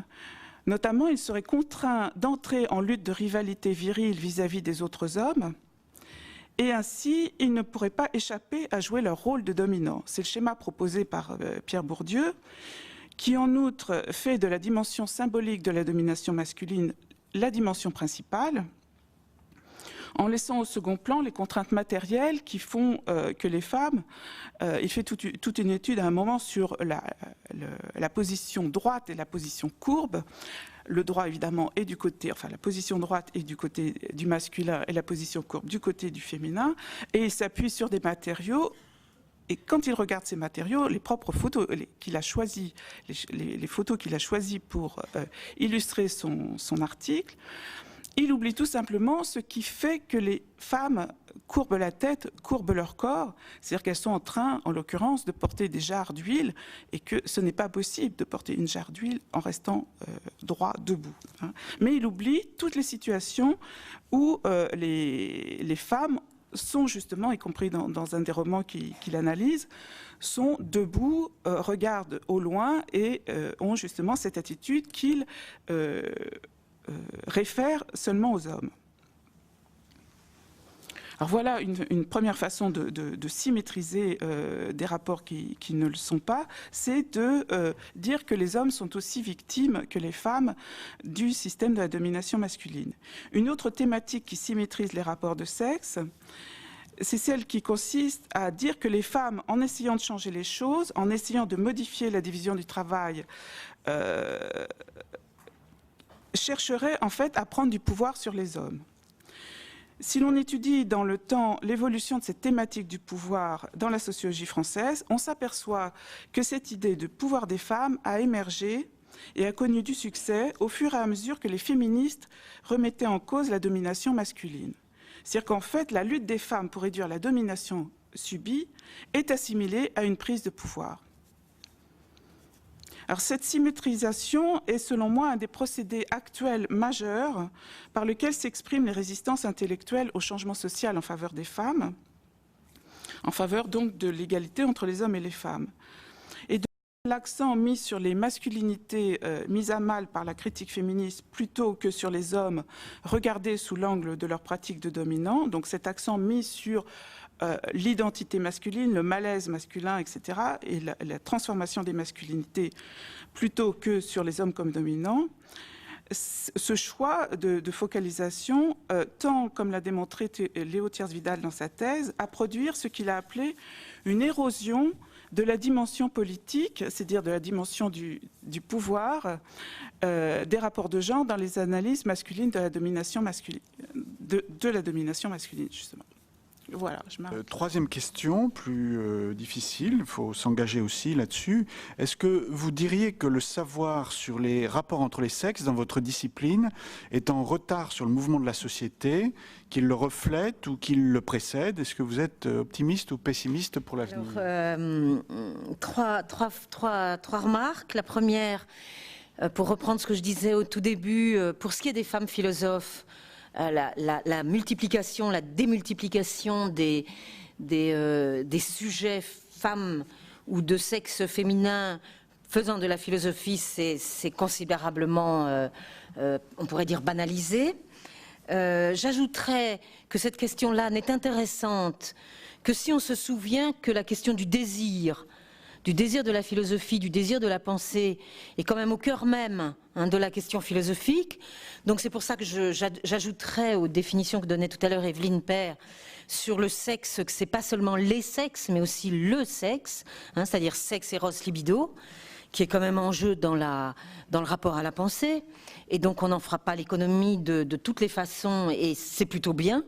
Alors après ça, ce qu'on peut en dire, toutes sortes de versions sont possibles, mais en tout cas, disons le fait qu'il y ait d'ailleurs suffisamment de femmes philosophes pour que l'année dernière l'UNESCO ait créé ce réseau de femmes philosophes qui existe donc et que vous pouvez consulter, aller voir sur Internet au titre de l'UNESCO, par exemple. Voilà, donc ça serait un aspect positif dans la mesure où on l'ouvre sur la question de l'éros de la pensée aussi. La deuxième remarque, elle porte sur ce qui a été dit par Catherine Vidal tout à l'heure, ou même Michel, il y avait le fantasme et l'opinion. Moi, je reprendrais le mot opinion.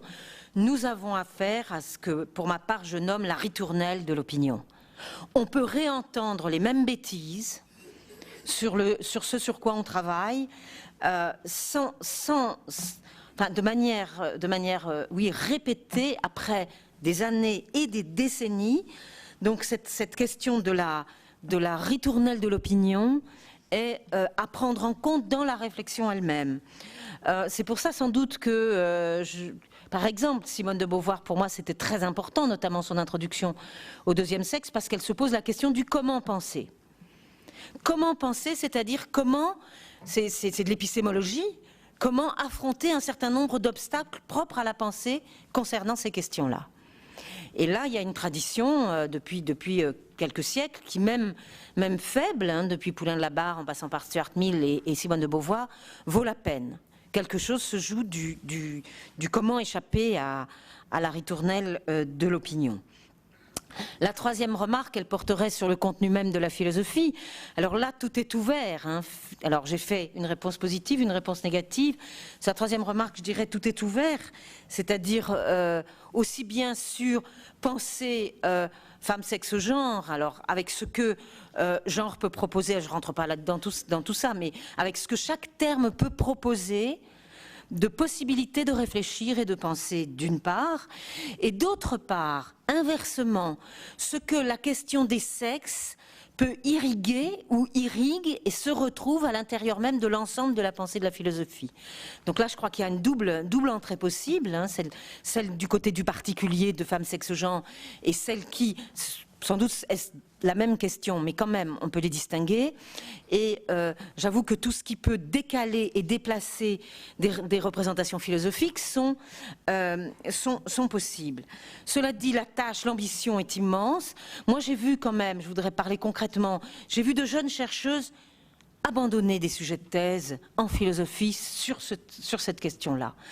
Parce que l'entourage était visiblement trop lourd à porter, compte tenu, alors c'est vrai sans doute d'autres disciplines, mais pour ce qui est de la philosophie, j'en ai fait plusieurs fois la remarque. La deuxième remarque technique que je ferai, c'est que lorsque moi je suis revenue du Parlement européen, mon laboratoire de philosophie politique n'existait plus. La réaction du CNRS a été de me dire « Madame, de toute façon, avec ce que vous faites, vous serez très bien en sciences politiques, voire en sociologie. Pourquoi rester en philosophie ?» Et la troisième remarque, ça sera la lecture des 4 dernières lignes d'un rapport scientifique de la section 35 du CNRS, à propos d'une directrice de recherche en philosophie. Il n'est pas toujours évident de faire le partage entre militantisme et recherche philosophique. Mais est-ce au fond nécessaire dans le cas des études de genre, sur les genres? Ces recherches sont relativement mal représentées en France, contrairement à ce qui se passe dans d'autres pays.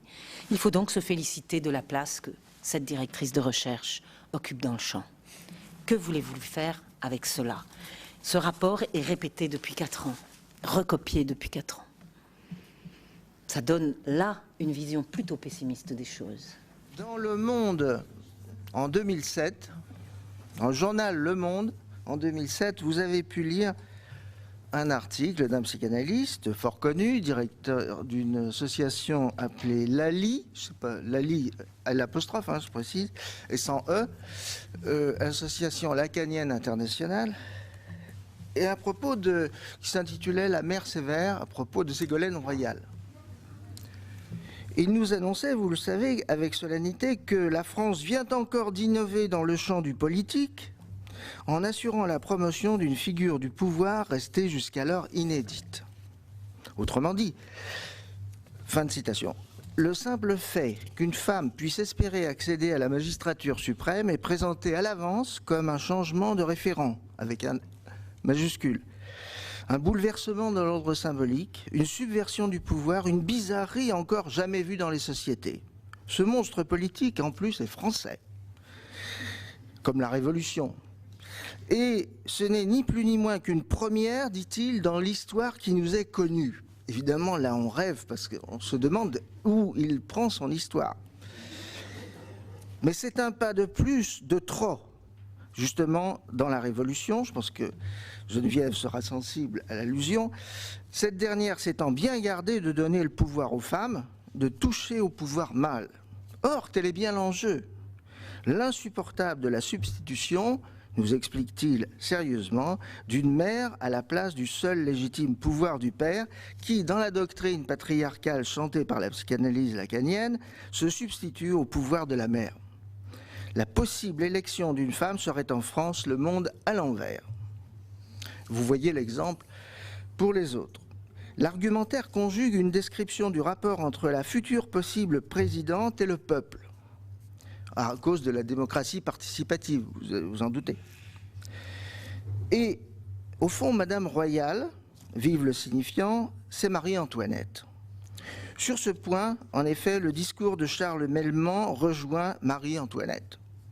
Ne nous rappelle-t-il pas vertement que l'intelligence collective du peuple, à laquelle fait appel Ségolène Royal, on sait ce que c'est depuis un certain Gustave Le Bon, psychologue des masses. C'est le comble de l'obtusion collective, l'imbécilité totalitaire. Le docteur ne fait pas dans le détail, l'invention démocratique, dans le débat, ne présente pour lui aucune différence avec la psychologie de masse du fascisme. On a reconnu la mère, la bête noire des lacanismes, elle ne rend plus comme elle a dû faire pendant longtemps. Lorsqu'un homme avec un H détient le pouvoir, elle ne reprend pas seulement son immémorial pouvoir, en raison de l'incurable déclin de la fonction paternelle, elle inaugure une ère nouvelle peu rassurante. Une femme, nous dit-il, a eu raison de la raison des doctes, et elle aura raison de la raison. On revient à la question de Geneviève tout à l'heure. Ni plus ni moins. Ségolène Royal, c'est la fin des Lumières. Le retour aux ténèbres.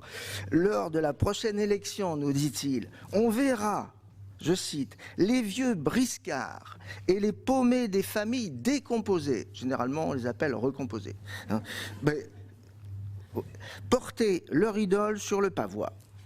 Heureusement, comme vous le savez, nous avons échappé à ce scénario catastrophe pour une originale réédition de l'Ancien Régime. Évidemment, si c'est cela la psychanalyse, il y a du souci à se faire.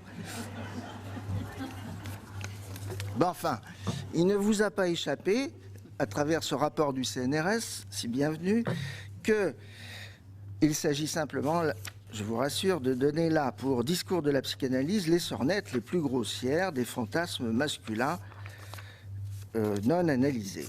Le même, d'ailleurs, avait fait fort quelques années avant, dans son Homme sans qualité, je suppose une autobiographique, où il ne marche pas, c'est beau, ce passage est extraordinaire. Nous avons vu se développer, dit-il avec une largeur de vue, ces revendications d'égalité, de parité.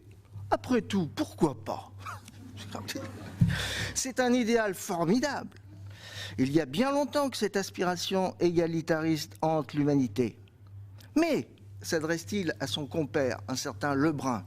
Le duo sévit dans la philosophie psychanalytique depuis une dizaine d'années. Il lui dit: mais dans votre pratique de psychanalyste, avez-vous jamais pu observer un équilibre affectif, amoureux, social, qui serait fondé sur l'égalité, sur la parité? Réclamer une égalitarisation ne fait que rejoindre le grand fantasme homosexuel de l'homme. Le féminisme, c'est cela, une participation au fantasme homosexuel du mâle. Ouais. Donc vous voyez où nous en sommes, enfin dans ma corporation. Vous mesurez, je pense, à quel point, si l'on suit cette envolée de pure réaction, l'agitation politique autour des questions de liberté et d'égalité, mais qui méconnaît les ressorts de la psychologique de la vie politique, n'a aucun intérêt. Pas d'égalité, l'inconscient ne le permet pas. Ne la permet pas. Alors simplifions. Pour remonter un peu la pente, quelques remarques. Quels sont les argumentaires pseudo-psychanalytiques utilisés pour faire des réserves, justement, sur l'égalité entre les sexes? Premièrement, le premier. Il est assez stupéfiant, le traitement inégalitaire des femmes est rattaché au progrès réalisé par le patriarcat. Ça non plus, je ne l'avais pas lu, mais je l'ai trouvé. Ce dernier étant un progrès historique à l'époque, oui, bon, je finis, on ne peut pas jeter le père avec l'eau du bain. C'est un vieux discours increvable du 19e, rien à faire avec la psychanalyse, de la pure idéologie patriarcale. Si on peut dire, on n'arrête pas le progrès. L'ennui, c'est que ce progrès s'est arrêté très tôt. Deuxième argument, variante du précédent. Il ne peut pas y avoir d'égalité entre le père et la mère, dans la mesure où le père est une fonction transcendante. Le père, c'est la culture, la mère, c'est la nature. Voilà pourquoi votre fille est muette, il n'y aura jamais égalité. À lui l'esprit, à elle la matière, avant le fiat lux. Comment voulez-vous qu'on les égalise? Troisièmement, version rusée. Pour éviter de faire trop réac, version politiquement correcte aujourd'hui. On commence sur le mode. Si l'égalité joue un rôle incontestable dans la culture, ce n'est pas nous qui sommes rétrogrades, c'est l'inconscient. C'est l'inconscient. L'inconscient, réalité avec laquelle la psychanalyse traite, ne connaît pas l'égalité. Il est complètement bouché à l'égalité. Hélas, voyez-vous, l'inconscient n'est pas politiquement correct, mais nous, comme citoyens, croyez bien que nous sommes pour l'égalité. Simplement, ce bon Dieu d'inconscient, si j'ose dire, cet inconscient de bon Dieu, lui, il ne veut pas d'égalité. Et c'est pour ça que l'inconscient phallique triomphe. Dernier cri, et je m'arrête là-dessus. Vous voyez par exemple Michel Schneider, La confusion des genres, si bien nommé. La promotion du genre implique l'oubli du sexe et la sexualité, l'égalité des sexes, c'est les deux sexes. Pareil, c'est la confusion des genres. Qu'est-ce qu'il y a sous le kilt de la mode 2008 pour les hommes?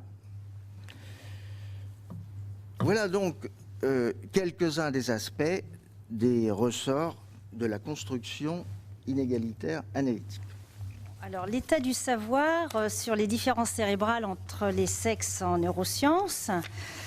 Premièrement, d'abord quelques chiffres. On va prendre les études faites en IRM.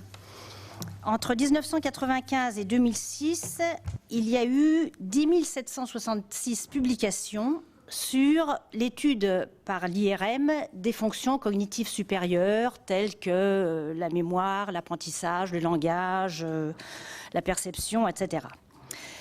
Et dans tout ce qui concerne ces publications, en fait, ces publications en IRM font appel à des sujets masculins et féminins. Et dans aucune de ces 10 766 publications, il n'y a de mention qu'il existe des différences entre les hommes et les femmes. Ce n'est pas étonnant puisque, comme je l'ai évoqué tout à l'heure, il y a une énorme variabilité entre les individus et que, en fait, la variabilité entre les individus d'un même sexe l'emporte la plupart du temps sur la variabilité entre les sexes. Et il n'y a donc, pendant ces 10 années, que 278 publications qui ont montré en IRM des différences entre les sexes, c'est-à-dire en gros 2,6%. Donc vous voyez, c'est extrêmement peu. Et de toute façon, si on met en évidence des différences entre les individus, ou qu'ils soient hommes ou femmes, ça ne veut pas dire que les différences qu'on observe sont d'origine innée, puisque, comme je vous l'ai dit, le cerveau se modifie avec l'expérience. Donc, voir des différences entre les cerveaux des uns et des autres, et des unes et des autres, ne permet en aucun cas de déterminer l'origine de ces différences. Et c'est bien pour ça que le sujet en tant que tel n'est pas extrêmement pertinent sur le plan scientifique. Mais les défenseurs justement du déterminisme biologique et des différences entre les sexes, même s'il y a peu de travaux qui puissent argumenter, aller en faveur de leurs arguments, néanmoins, ils font beaucoup parler d'eux. Ils ont fait parler d'eux, en particulier, de façon un petit peu indirecte, lors d'un conseil d'université à Harvard en 2005, où le président de l'université avait déclaré que s'il y avait trop peu de femmes dans son université, dans les matières scientifiques, mathématiques, informatiques et sciences de l'ingénieur, c'était parce que leur disposition biologique ne leur permettait pas d'être performantes dans ces disciplines. Vous voyez, on était en 2005 et, bon, évidemment, les féministes américaines se sont bien sûr insurgées contre de tels propos, mais il y a eu aussi des scientifiques qui ont réagi, mais d'autres scientifiques sont revenus à la rescousse de Larry Summers. Et les arguments étaient « Ah, le corps calleux est différent chez les hommes, chez les femmes, les aires du langage sont différentes. » Enfin, c'est-à-dire que les vieilles théories étaient à nouveau remises en avant, comme si, comme je vous le disais tout à l'heure, aucun progrès n'avait été fait dans les connaissances sur le cerveau depuis toutes ces années. Alors, ce qui est intéressant aussi, c'est de regarder un petit peu rétrospectivement ce qu'on déclarait sur le cerveau des hommes et des femmes. Donc je ferai ça très rapidement. Il y a le fameux Paul Broca, qui donc en 1861 a écrit un traité sur le volume et la forme du cerveau suivant les individus, les sexes et les races. Et il déclarait: on s'est demandé si la petitesse du cerveau de la femme ne dépendait pas exclusivement de la petitesse de son corps. Pourtant, il ne faut pas perdre de vue que la femme est en moyenne un peu moins intelligente que l'homme. Il est donc permis de supposer que la petitesse relative du cerveau de la femme dépend à la fois de son infériorité physique et de son infériorité intellectuelle. Non, d'accord, c'était Broca, 19e siècle, 1861. Bon, un siècle plus tard, 1952, Jean Rostand. Là, on a une lueur d'espoir, parce que Jean Rostand, bon, on était après la Seconde Guerre mondiale, comme vous le savez, avec tout ce qui a pu s'y passer. Jean Rostand donc déclarait « Je n'oserais décider si tel ou tel trait de comportement est lié à l'action pure des hormones ou à l'action éducative du milieu. Un petit garçon et une petite fille sont différenciés artificiellement par le langage qu'on leur parle, par les vêtements, par les livres qu'on leur donne à lire, par l'image que leur renvoie le miroir, par l'idéal qu'on leur propose. » Donc ça, c'était sympathique. Mais ensuite, ça l'est un petit peu moins. Donc, parce que, après, si j'ose dire, le naturel est revenu au galop, c'est-à-dire les théories naturalistes sont revenues au galop à partir des années 70, avec un certain nombre d'études anatomiques donc, montrant des différences entre hommes et femmes, avec l'IRM. Il y a aussi beaucoup d'études ayant pour thème l'action des hormones sexuelles sur les fonctions cognitives. Il s'agit, on peut le dire, d'un secteur en fait en pleine expansion et qui est largement soutenu par l'industrie pharmaceutique, en particulier pour trouver des remèdes miracles contre le vieillissement cognitif. Et il y a aussi un certain besoin de renouveler le marché, et ce serait peut-être pas mal de trouver des médicaments qui puissent prétendument agir différemment sur les hommes ou sur les femmes. Il y a déjà cette démarche qui est faite aux États-Unis, où il y a des médicaments qui sont faits pour les blancs et d'autres qui sont faits pour les noirs. Donc là, quelques titres parus dans des publications internationales de très haut niveau, comme Nature ou Science, titres donc d'articles parus entre 2006 et 2008. Donc ça, je vous cite brièvement. Donc, différence entre les sexes dans l'anatomie du cortex cérébral et l'intelligence. La capacité de reconnaître les visages dépend de l'orientation sexuelle. Neurobiologie des différences entre les sexes dans les sciences et les mathématiques. Base cérébrale et neurochimique de l'amour romantique. Effet de la testostérone salivaire dans l'agression et la délinquance chez les garçons adolescents. Là, on est en mai 2008, ça vient de sortir. Rôle de la testostérone dans la prise de risque financier chez les traders de la City. Et là, la dernière en date, elle est pas mal, c'est l'IRM montre des différences de symétrie cérébrale entre les sujets homosexuels et hétérosexuels. Alors cet article-là a déjà fait grand bruit dans la presse, puisque évidemment l'article, je vous passe les détails de l'expérience, fait à nouveau sur 20 sujets par groupe. Les différences sont de l'ordre de 1%. En plus, l'équipe qui a fait cette étude est une équipe qui travaille toujours sur cette question. Donc, enfin, c'est en quelque sorte, ce sujet-là est en quelque sorte son fonds de commerce. Et elle est la seule à travailler là-dessus. Et personne n'a jamais pu reproduire aucune de leurs expériences. Néanmoins, c'est des sujets suffisamment médiatiques pour être publiés dans des soi-disant grandes revues. Alors, il y a eu un article dans le Guardian qui a relaté justement les résultats de cette étude. Article absolument désolant qui va encore plus loin dans l'interprétation que les scientifiques qui sont derrière, puisque le journaliste du Guardian considère que justement, si on arrive à détecter des différences de symétrie cérébrale, de grosseur d'hémisphères entre homosexuels et hétérosexuels, ça va permettre d'avoir une démarche prédictive. Grâce à des échographies in utero, les parents qui ne voudront pas risquer d'avoir des enfants homosexuels pourront prendre les mesures adéquates. Vous voyez dans quelle déviation nous sommes, mais disait l'article du Guardian, c'est assez gratiné. Ce qui est bien, nous en France, là il y a un journaliste de 20 minutes qui m'a appelé en me disant aidez-moi à décrypter l'article, je pense qu'il y a un certain nombre de biais dans l'interprétation.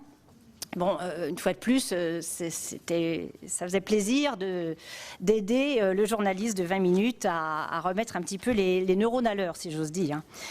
Donc, en conclusion, pour moi, la chose la plus importante dans ma pratique de scientifique et aussi dans ma perception en tant que citoyenne, c'est justement la question de fond pour moi et celle de la persistance de l'idéologie du déterminisme biologique.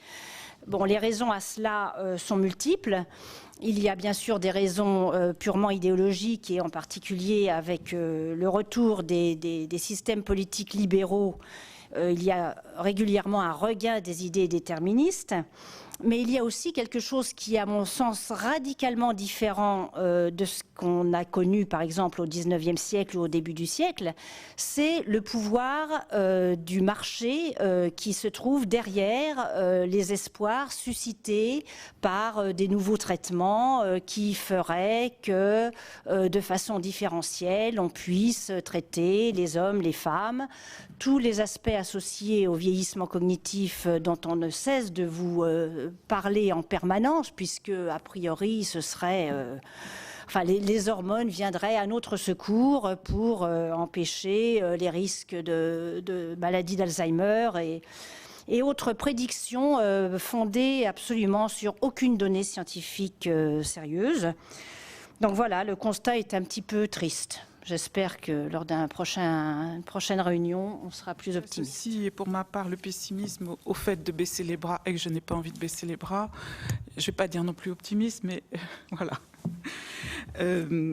Alors, bon, les sociologues sont évidemment devant des faits, des évolutions sociales quand même majeures concernant les femmes. Donc, on doit les regarder, les observer, les prendre en compte, regarder si elles ont des chances de se poursuivre dans le bon sens pour les femmes.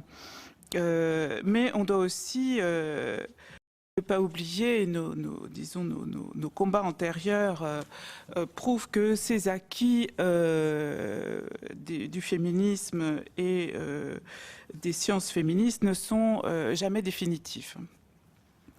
Quand on dit ça, on pense systématiquement au droit à l'avortement qui est remis en cause de façon récurrente, mais encore plus régulièrement, la remise en cause du droit au travail professionnel des femmes dans des conditions décentes et elle, tout à fait sous nos yeux tous les jours. Et comme vous le savez, ce sont les femmes qui sont les premières victimes des grands problèmes, ce qu'on appelle les grands problèmes sociaux et économiques. Donc, des remises en cause matérielles, symboliques, des acquis sont en fait tout à fait sous nos yeux et constantes. Alors, dans le domaine scientifique, en sociologie comme ailleurs, on peut aussi observer les effets de ces mouvements, de cette dynamique de lutte. Dans le champ scientifique, elle se déroule à la fois dans la matérialité des carrières et des emplois. Michel Bozan en a parlé tout à l'heure dans sa présentation. Et c'est ce que je vais développer un petit peu ici, ce qui nous réunit. Elle se déroule dans le domaine des idées et des constructions savantes, y compris d'ailleurs quand il s'agit des outils d'analyse du genre. Pour commencer par là, le concept de genre lui-même connaît aujourd'hui un certain dévoiement. Il n'est pas rare qu'il soit rabattu sur la différence de sexe, ni même que parce qu'on a parlé des femmes, qu'on a évoqué les femmes, qu'à un moment d'un article ou d'un projet, on n'a pas oublié qu'il y avait des femmes, on dit qu'on a fait une analyse de genre. On voit ça tous les jours, notamment quand on est en charge d'évaluation de dossiers, et ici notamment de dossiers de financement. Donc en fait, on s'en est parfois tenu qu'à la prise en compte d'une variable à plat, sans référence au rapport social qui produit la différence, qui produit elle-même les données de cette variable. On trouve un semblable dévoiement dans des notions comme celle de gender mainstreaming, où, parce qu'on a introduit l'idée de prendre en compte le genre dans la définition des politiques publiques, on suppose que la situation des femmes est du même coup améliorée. Parce qu'on pense au genre, alors du coup, on a fait un grand pas. C'est vrai que c'est un grand pas, mais ça n'est pas une solution politique. Et c'est à quoi se réfère Christine Delphi quand elle parle du mythe de l'égalité déjà là. C'est aussi le cas de toutes ces mesures qui consistent à compter les inégalités, à faire des rapports sur l'état des choses, sans prendre les mesures nécessaires pour que la prochaine fois qu'on fera les mêmes comptes, les données aient basculé en faveur des femmes. Puisqu'on y a pensé, c'est déjà bien. Et c'est tout à fait ce qui arrive actuellement au gender mainstreaming. Il y a donc une vigilance scientifique à conserver afin que les catégories d'analyse produites à la suite de la rupture féministe dont j'ai parlé tout à l'heure, et dans cette sociologie féministe qui s'est développée, donc une vigilance pour que ces catégories d'analyse ne soient pas non seulement récupérées, ce qui en fait est un moindre mal. Si c'est récupéré, c'est peut-être que c'est déjà un sens utile, mais ce qui pose problème, c'est quand ces catégories d'analyse sont déformées et vidées de leur sens. Prenons par exemple l'idée de conciliation du travail professionnel avec la vie familiale. Voilà une idée qui a beaucoup de succès dans les écrits, par exemple, de la Commission européenne ou chez les États membres de l'Europe, c'est tout à fait actuel. Une idée qui est même aujourd'hui conjuguée au neutre du parental, qui est issue des travaux des sociologues sur les articulations entre vie professionnelle et vie familiale, mais qui, au fond, néglige complètement de prendre en compte les inégalités fondamentales qui font qu'il revient encore aujourd'hui toujours aux femmes d'assumer les 2/3 du travail domestique et parental et donc de voir leur moindre disponibilité pour la carrière les enliser dans des impasses professionnelles. Je conclurai en fait en soulignant que même la notion de résistance qui nous réunit aujourd'hui peut faire l'objet d'un tel affadissement. La résistance évoque l'idée d'une opposition, d'un frein, d'une confrontation. Et si on la banalise, par exemple, en symétrisant les résistances des hommes à prendre leur part dans les charges familiales, d'un côté, et les résistances des femmes à laisser les hommes entrer dans les cuisines, ce qui est un discours que j'entends à chaque fois que j'interviens, enfin que je fais une conférence sur le faible investissement des hommes dans le travail domestique. On me dit oui, mais les femmes ne veulent pas qu'ils fassent du travail domestique. Donc voilà encore une symétrisation, hein, et on parle de résistance dans les deux cas. Donc en fait, on arrive à rendre les rapports sociaux de sexe en quelque sorte atones, hein, et on affadit cette notion de résistance. De même, l'idée de résistance suppose, selon moi, des acteurs agissants et non pas un vague système dans lequel l'infériorisation d'une partie de la population serait en quelque sorte la faute à pas de chance, hein. C'est pourquoi je pense qu'il est très important de toujours nommer les acteurs dont on parle, de dire plutôt la domination des hommes sur les femmes que la domination masculine. Ça veut dire la même chose, mais quand même, la première formulation est plus précise, on sait qui et où.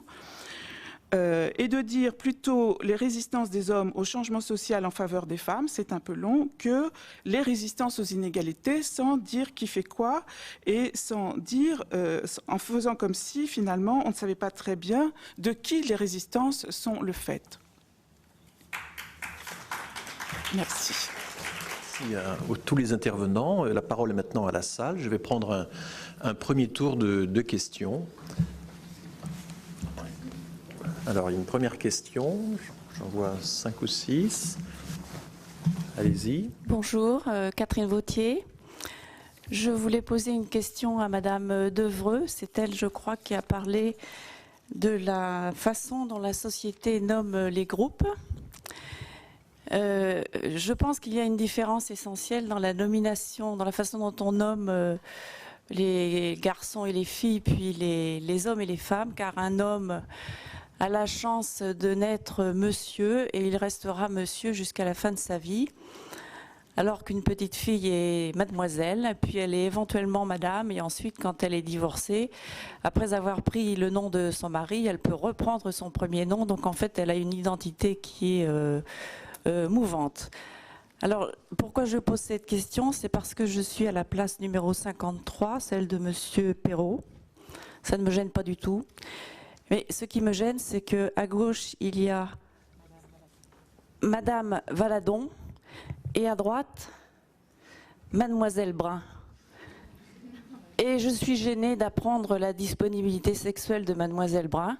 Je pense que c'est sa vie privée, que ça ne me regarde pas.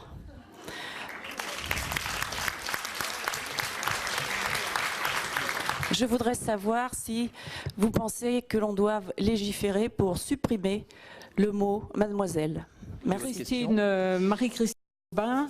Donc, Sans dire madame ou mademoiselle, bien sûr. Je suis un peu gênée parce que je suis obligée de critiquer la maison qui nous accueille, à savoir le conseil régional, mais j'ai trouvé ce petit livret à l'entrée sur le présentoir et qu'est-ce que je vois écrit? Guide des lycéens 2007-2008. Page 8, je découvre que tous les interlocuteurs des lycéens sont des hommes, sauf infirmière qui échappe. Mais il y a même un assistant social, parce que je pense qu'au pluriel, ça faisait un peu bizarre. Des assistants sociaux, donc on l'a mis au singulier. Et il n'y a pas de délégués femmes ou filles, ce sont que des garçons. Il y a des lycéens et des citoyens. Alors, je trouve un peu bizarre de trouver ça en 2007-2008, et est-ce que l'Institut Émilie du Châtelet ne pourrait pas demander pour le futur livret de l'année prochaine de tenter de mettre lycéens et lycéennes, c'est pas plus compliqué, ça prend pas plus de noms, et peut-être que les filles, parce que je suppose que c'est l'équivalent pour les collégiennes, et donc comment peuvent-elles se retrouver à l'intérieur de l'école sous le sigle lycéen? Comment vont-elles avancer dans la parité elles-mêmes? Merci. Lancelot, c'est une question à Madame Devreux. C'est juste pour savoir, dans son enquête sur les nouveaux pères, dont elle dit qu'effectivement c'est vraisemblablement, même très certainement, un mythe, est-ce que vous avez réussi à isoler les déterminations sociales qui conduisent donc ces hommes, enfin ces nouveaux pères, entre guillemets, à moins résister à la domination à leur domination sur les femmes. Voilà. Et à propos de Lacan, je vais dire une chose que j'ai été amenée à dire de temps en temps, et même assez souvent, c'est l'extraordinaire complaisance qu'il y a dans des milieux qui font autorité en matière d'expertise vis-à-vis des théories de certains auteurs. Parce que Lacan, si on enlevait dans son œuvre l'expression femme, là où elle figurait, qu'on mit juif ou noir, on serait soulevé d'indignation. Parce que quelque part... Attendez, merci. Quelque part... Oui, elle a dû déjà m'entendre. Quelque part... Mais non, mais quand même, est-ce que vous voyez le niveau de complaisance pour forger et maintenir des notoriétés qui devraient tomber sous le coup, j'ai envie de dire, des appréciations, pour ne pas dire... plus que des censures, des indignations citoyennes, ou enfin, je ne sais pas comment on peut appeler ça. C'est scandaleux ce que Lacan a écrit. C'est pas seulement faux, inégal, patriarcat et que sais-je encore. C'est scandaleux. Et il faut le dire comme ça. Par ailleurs, je dirais à Madame Vidal, est-ce qu'elle peut préciser sur l'histoire des homosexuels? Pour la première étude, ça m'avait frappé, mais je ne sais pas pour la suivante, s'il y avait aussi dans l'étude des femmes, des lesbiennes. Parce que alors elles, parfois, elles sont d'une telle invisibilité que quand on dit homosexuel, on est sûr qu'il s'agit des hommes. Et là, tout de même, il y a des femmes homosexuelles. Ça plaît ou ça ne plaît pas, mais il y en a. Merci. Je crois que sur la question sur faut-il légiférer et supprimer cette référence au fond, oui, cette référence au mode de vie, de vivre sa sexualité, son mode conjugal ou pas, etc. Moi, je dirais plutôt oui, il faudrait légiférer, ne serait-ce que pour qu'on puisse continuer à fabriquer notre sottisier, parce qu'il est certain que si on commençait à avoir un débat en France sur cette question, on verrait monter au créneau, par exemple, l'Académie française, qu'on a vu agir de façon tout à fait formidable sur la féminisation des noms de métiers, hein, plus sexiste là, c'est pas possible. Et on est dans une instance très très polie, très policée, et on obtient vraiment, on note des discours d'une grossièreté rare quand même. Hein. Donc je pense qu'on pourrait effectivement nourrir encore notre bêtisier.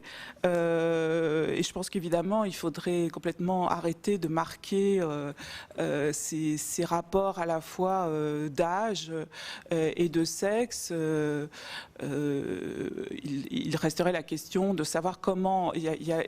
dans la question, il y a aussi une question d'âge, justement. Hein. C'est-à-dire comment s'adresser, comment la société s'adresse aux individus jeunes et comment marquer du respect à ces individus jeunes. Donc voilà, je pense que la question n'est pas simple, mais je pense que ça donnerait lieu à des choses assez drôles quand même. Oui, l'enquête sur les nouveaux pères, les déterminations sociales qui font que certains hommes changent leur comportement. Alors, nouveau père, la nouveauté, elle est à la fois par rapport aux pères des générations antérieures, c'est-à-dire au propre père des pères, et un nouveau modèle par rapport à la société, c'est-à-dire une nouvelle représentation des pères. Ce qui est un facteur de meilleure répartition du travail parental, c'est en fait les femmes, c'est-à-dire c'est ce que certains sociologues appellent les capitaux scolaires des femmes sont le meilleur atout pour obtenir que les hommes se mêlent un petit peu prennent du temps pour s'occuper de leurs enfants, plus encore que les propres capitaux scolaires des hommes. Voilà, c'est donc en fait c'est une sorte de négociation dans le couple, mais encore une fois, ça ne dure pas. Même ça ne